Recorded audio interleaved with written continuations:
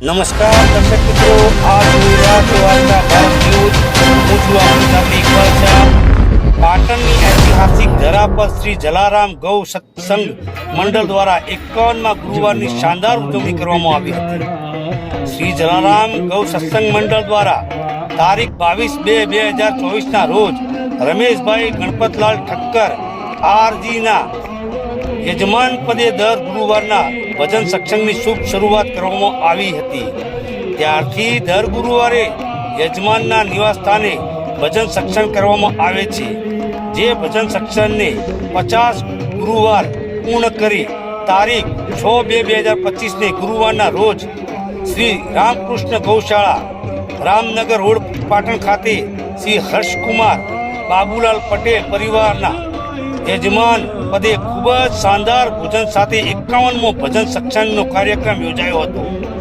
જેમાં ઉત્તર ગુજરાતના અલગ અલગ શહેરોમાં જેમાં રાધનપુર, દિયોદર, ડીસા, થરા, રાપર, અમદાવાદ, હારીજના વિવિધ મંડળો સદસ્યોએ હાજરી આપી હતી. કાર્યક્રમમાં 51 ગુરુવારના યજમાનશ્રીઓનું શિલ્ડ આપી સન્માન કરવામાં આવ્યું હતું. તેમજ ગૌભક્તોને દ્વારા ઉદાર હાથે દાન પણ આપવામાં આવ્યું હતું. તેમજ 50 ગુરુવાર સુધી ગૌભક્ત દ્વારા કરવામાં આવેલ અનુદાનમાંથી 5,55,555 રૂપિયાનું દાન શ્રી હરિઓમ ગૌશાળા અનાવાડા શ્રી જલારામ ગૌ સત્સંગ મંડળ પાટણ દ્વારા અર્પણ કરવામાં આવ્યું હતું. આમ શ્રી જલારામ મંદિર ટ્રસ્ટ દ્વારા દર ગુરુવારે ચાલતા ભજન સત્સંગ ખરા અર્થમાં ગૌશાળા માટે આશીર્વાદરૂપ સમાન બની રહ્યું છે. रिपोर्टर इकबाल शाह, आज का भारत न्यूज, पाटण.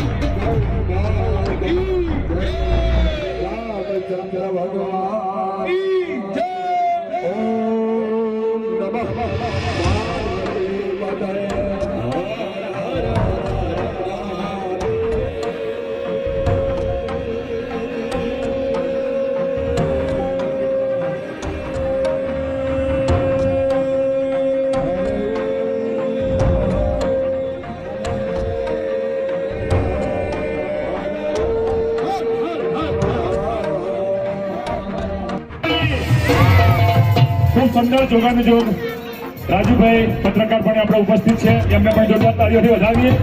દિનેશભાઈ એમની ટીમ આ ચેકનો સ્વીકાર કરે છે. અને જલારામ ગૌ સત્સંગ મંડળનો આભાર માને છે. દિનેશભાઈને પણ વિનંતી કરું કે આજના શુભ પ્રસંગે 2 મિનિટ એમનું પણ પ્રવચન આપશે. દિનેશભાઈ.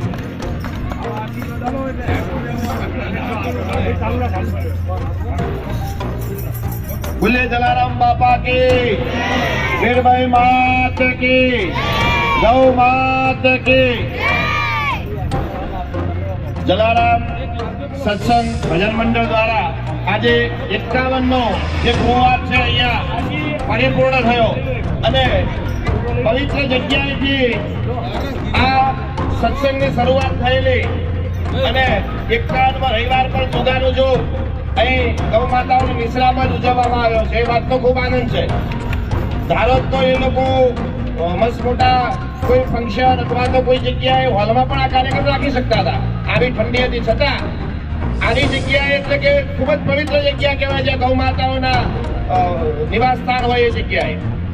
એટલે એ વાતનો ખૂબ આનંદ છે અને જે ભજનનો જે મુખ્ય ઉદ્દેશ છે એ ખરેખર જળવાશે એવું હવે લાગે છે. કારણ કે રસ્તો હજી અમને છોડ્યો નથી, ઠેટ જ પકડી રાખ્યો છે. અને એની જલા બાપાની કઈક ઈચ્છા છે. આપણે બધા તો ખાલી કટપતળીઓ છીએ. હમણાં ભાઈ એક કચ્છ વાગડમાં આવ્યા હતા ને એમણે જલા બાપાની એક પરચાની વાત કરી તો મને પણ એક ઈચ્છા એવી થઈ કે અમે પ્રત્યક્ષ આ પરચો ગૌશાળામાં જોયો છે. ગૌશાળાની અંદર બીમાર ગૌ માતાને ગૌવંશ રાખવામાં આવે છે એટલે ખર્ચ પણ વધુ હોય છે, આવક ઓછી હોય ને જાવક વધુ થાય છે. આમ તો પરમાત્મા જ બધું સંચાલન કરતો હોય છે કારણ કે આ બધા ભગવત કાર્યો હોય છે. એ ભગવત કાર્યો ક્યારેય ઉભા રહેતા નથી. આપણે નહીં તો બીજા કોઈને પસંદ કરશે, પરંતુ ગૌરવ એ વાત તો લેવાનું છે કે આપણને જ એમણે પસંદ કર્યા એટલે આપણે એમની સમીપ છીએ. તો એક આપણા લોહાણા સમાજના જે ભાઈ હારીજમાં અમારે સંપર્ક વધારે એમને વાત કરી, કાકા આટલી તકલીફો પણ કરે છે, શું કરશું એમ રોજ એમ કે એક કામ કરો, આપણે જલા બાપાની મૂર્તિને ત્યાં સ્થાપના આપો. એટલે એનાથી શું થશે? એટલે કે સ્થાપના તો આપો. આ સત્ય વાત છે. ગૌશાળાની અંદર શું કઈ જૂઠું બોલવાની વાત છે નહીં. અમે 2 વર્ષ પહેલા જલારામ જયંતિના દિવસે જલા બાપાની ત્યાં સ્થાપના કરી વિધિવત. એમણે કહ્યું મારું નામ જાહેર ના કરતા, મૂર્તિના દાતા ત્યાં યથાશક્તિ જે રીતના ઉત્સવ કરતા હતા એ તો કરી અને સરસ મજાની બાપાની મઢુરી બનાવી, નીચે ગૌ માતાના ગોબરનું લીંપણ કરીને જલા બાપાની સ્થાપના કરી. અને એ દિવસે નક્કી કર્યું કે જે બીમાર ગૌ માતાઓ છે એમને પૌષ્ટિક આહાર મળી રહે એના માટે એક કળાયું લાપસીનું શિયાળા દરમિયાન ચાલુ કરીએ. સાહેબ આજે 2 કળાયા થયા છે, કોઈ દાતા ગોતવા જવા પડતા નથી. એક દિવસ આ બાપાનો ચડાયેલો કળાયો બંધ થયો નથી. અને ગૌરવ સાથે કહીએ છીએ કે પહેલા જે અમારે ઓક્સિજન લેવું પડતું અને ખૂબ તકલીફ હતી એ જલો બાપો આવ્યા પછી આ તકલીફો દૂર થઈ ગઈ છે. આ પરચો પ્રત્યક્ષ છે. આજે પર ડે નો 3 લાખ ખર્ચ છે. અમે બધા શિક્ષકો છીએ.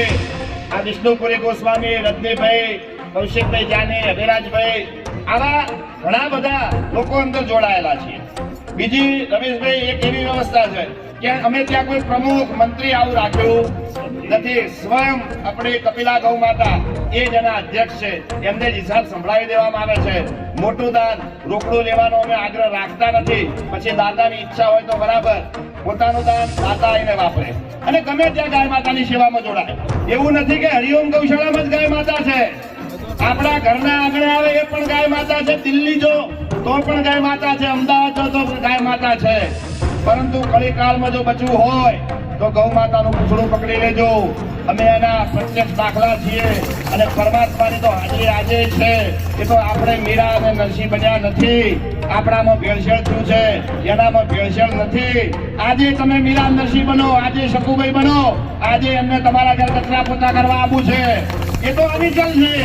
એમનામાં કોઈ ભેળસેળ થયું નથી. તો આ રીતના ગૌ સેવાનું અવિરત કાર્ય પાટણના આંગણે ચાલી રહ્યું છે. અને આજના દિવસે અમને જે અહીંયા આગળ બોલાવ્યા, ફૂલ નહીં તો ફૂલની પાકડી સમાન જે ગૌદાન આપ્યું આ સત્સંગ મંડળ દ્વારા, હું અહીંયા જોતો હતો કે નાના નાના બાળકો હાથમાં કરતા લઈને ફરતા હતા. આમ જોવા જઈએ ને તો ઘટના કઈ એમ લાગે છોકરો રમતો હશે, પરંતુ અત્યારથી એમના સંસ્કારનું સિંચન કેવું થશે? એ મોબાઈલ છોડીને કરતા લઈને ફરતા હતા, એમની મોજમાં ફરતા હતા, આમ ફરતા હતા. હું આ જોતો હતો અને એટલો બધો આનંદ આવતો હતો કે ખરેખર આ સત્સંગ મંડળે આ બાળકોના હાથમાં શું પકડાવી દીધું? આપણે શું પકડાવીએ છીએ અને આ મંડળે એમને શું પકડાવ્યું? સાચી વસ્તુ પકડાવી. એમાંથી એક તો જલો બાપો નીકળશે ને એટલે બેડો પાર. એમાંથી એક જલો બાપો થઈ ગયો ને એક વીરભાઈ થઈ ગયો એટલે બેડો પાર થઈ જશે. તો ખૂબ આનંદ થયો. અમને અહીં બોલાવ્યા છે ગૌશાળાના સંચાલક માતાજીનો પણ ખૂબ ખૂબ આભાર છે, કારણ કે ઘણા સમય પછી અહીંયા આવવાનું થયું. માતાજી સાયકલ લઈ અથવા તો ના ફાવે તો કોકને લઈ અને છેક ઝૂમટામથી અહીંયા આવતા અને ખૂબ એમણે પણ સ્ટ્રગલ કરેલું છે. હું એનો પ્રત્યક્ષ સાક્ષી છું કે આવી સ્ટ્રગલ વચ્ચે એમણે અહીંયા ગૌસેવાનું કાર્ય ઊભું કર્યું છે. આ કાર્ય કોઈ દિવસ અટકવાનું છે નહીં, ભગવત કાર્ય છે. ફરીથી કહું છું, જ્યાં સુધી આપણાની અંદર ખૂબ નિષ્ઠા હશે ત્યાં સુધી ગૌ માતા પોતાનું કાર્ય કરી લેશે. આપણને માત્ર એના એક નેતા બનાવ્યા છે, એ જ ગૌરવ લેવાનું છે. એનાથી વિશેષ આપણે કંઈ છીએ નહીં. બીજી એક જાહેરાત કરવા માંગુ છું આ સ્ટેજ ઉપરથી કે જે નવી ગૌ હોસ્પિટલ બની રહી છે તે આધુનિક ગૌ માતાઓની થોડી સારી સેવા શુશ્રૂષા થઈ શકે, તો એ હોસ્પિટલ બન્યા પછી અમે 200 કિલોમીટરની રેન્જ કરવા જઈ રહ્યા છીએ. અમારી કોઈ તાકાત નથી, પરમાત્મા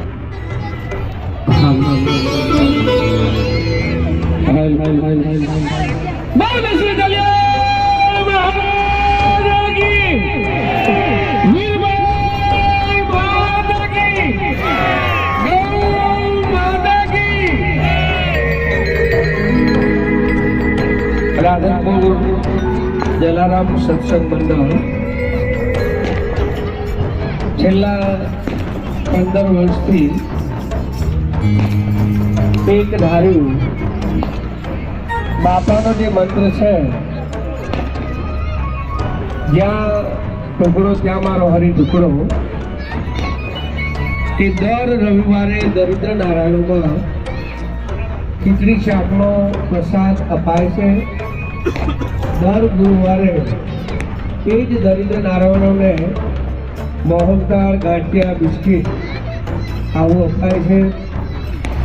આજ સુધીમાં 520 જલારામ સત્સંગો બાપાની દયાથી અને યજમાનોના અભિદ્રષ્ટિથી એ પૂર્ણ કરી ચૂક્યા છીએ.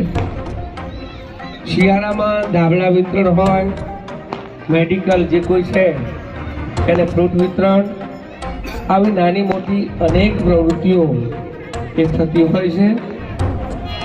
આજ ગૌશાળામાં ધીરુભાઈ બચુલાલ હારી જ્યારે એમની પુણ્યતિથિ હતી અને એ વખતે આ પવિત્ર ભૂમિમાં ગૌરજમાં અમને એ જલારામ સત્સંગ કરવાનો મોકો અપાયો હતો.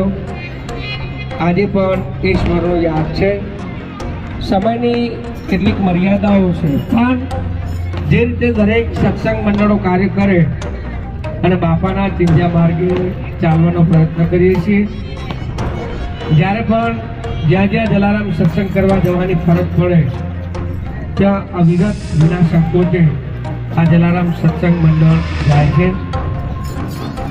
આપ સૌના અમે દ્રષ્ટિ રઘુવંશના સંતાનો છીએ એટલે ગૌરવથી કહી શકીએ કે બાપાનું જે કામ છે તે બાપાની અમે દ્રષ્ટિથી થાય છે.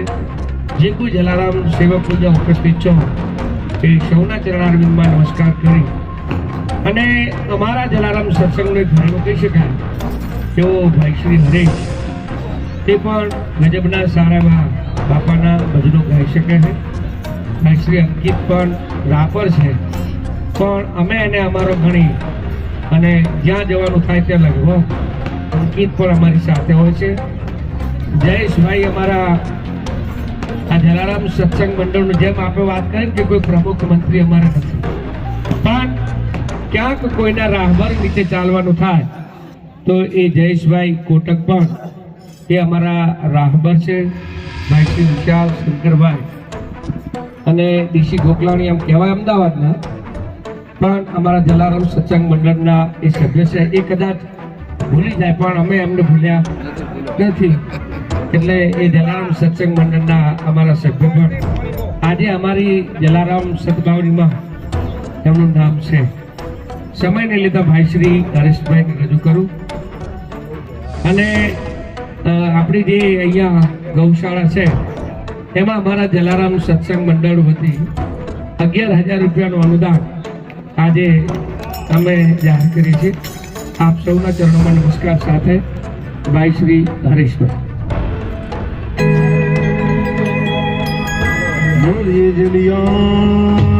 મહારાજ કી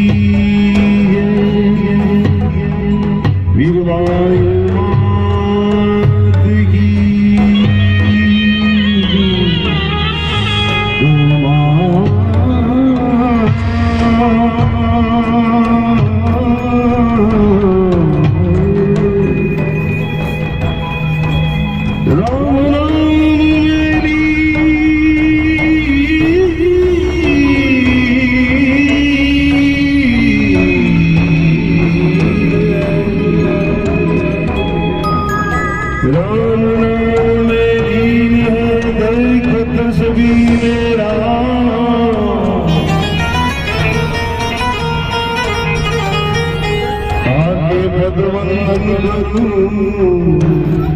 મારા જય